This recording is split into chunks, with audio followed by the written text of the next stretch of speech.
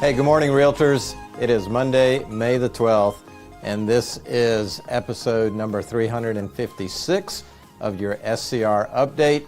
As always, I'm your host, Nick Kremydas, CEO of the South Carolina Realtors. I hope that you enjoyed and got some good information from our April Fair Housing series. Our Director of Fair Housing, Tiara Pitts, had some special programming last month, and I hope that it was informational and enlightening and good for your business.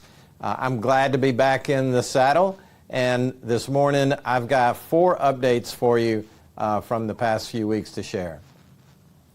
So let's start. Legislative session ended this past Thursday. The legislature took some very bold steps addressing not only tax reform but insurance reform. There was a license law education bill that was updated, as well as many other topics, septic tank issues with DHEC. Lots of issues were on the agenda, on our agenda, and on the table at the State House. The best place to get the details of these legislative updates, of course, is to watch and listen to our Chief Advocacy Officer, Lindsay Jackson-Hutto. Her legislative updates that come out every Friday, and we'll have an end-of-session recap that will go into detail on all of these things I've discussed and how they may impact your business. In the coming weeks, we'll delve into a little more detail. The bills that actually pass are signed into law by the governor. That process is still ongoing on a couple of these big item issues, and until they're finalized, we'll wait to get you the skinny on those. The second thing I wanted to update you on is a breaking news from our state Supreme Court. Just a couple of weeks ago, you may have caught this on my Facebook update, but the Supreme Court issued an opinion in a real estate transaction, a lawsuit that resulted from a seller disclosure issue surrounding the seller disclosure form. And as realtors, you know that you have an obligation to inform your sellers that this property condition disclosure form is mandated by state law, and that you are to provide this form. Make sure that the seller completes this, the owner completes this form on their own. And in this particular case, the plaintiffs were arguing that the listing agent, didn't tell them about a condition on the property that was improperly or not disclosed on the form. The Supreme Court upheld state law, which your association fought very hard for, supported all through the process when it was first passed almost 20 years ago. But this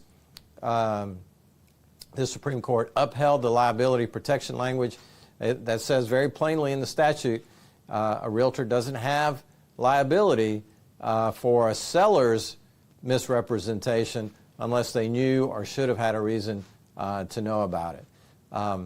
That has been published on our legal blog on our website, and you can read more about it there. Feel free to call the legal hotline if you have any questions. But the good news from the courts, upholding the liability protection language for real estate licensees and, of course, all of our realtor members.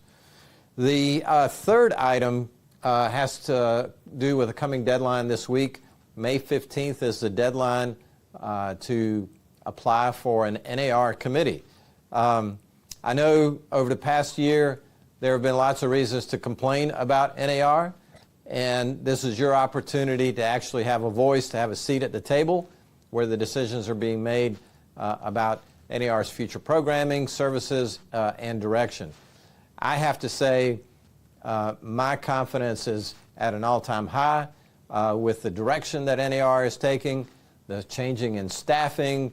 CEO Nakia Wright has completely revamped the organization, continues to do so, taking bold steps, bold action with new hires to make sure that the association, number one, is focused on its service to its members, and number two, carries through on that promise of being the voice of real estate for us in Washington, D.C., as they are currently also tackling tax reform and other issues that are going to impact our industry. So committee sign-up is May 15th.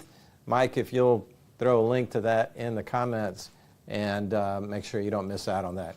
If you have a question about what committee to sign up for or need a recommendation, please feel free to email me. I'll be happy to do that for you. And the fourth thing, the last thing on my update today, last week we rolled out draft forms to our brokers in charge across the state, new compensation agreement, seller to buyer broker, and a listing broker to buyer broker compensation agreement, and a revised buyer agency agreement. The feedback from the broker community has been extremely positive. We have, as a result of that feedback, a couple of small tweaks are being made, and we'll have final drafts that'll be sent out to all the membership. It'll be in zip forms and other products here in the coming, and probably in the next 2 weeks. We're going to send it out to the brokers in charge one more time with a final version of these forms, and then we'll be posting them live throughout all of our vendor products. So thank you to all the brokers that did respond with their comments and feedback. The legal team appreciates it and have incorporated that into these revisions. So appreciate all of your feedback. These forms, I think, are going to be well received and certainly easier to understand, easier to explain to your agents and to, more importantly, your clients. So, Mike, I think I'm going to wrap that up. That's 4 things for this Monday. Hope that everyone has a wonderful week.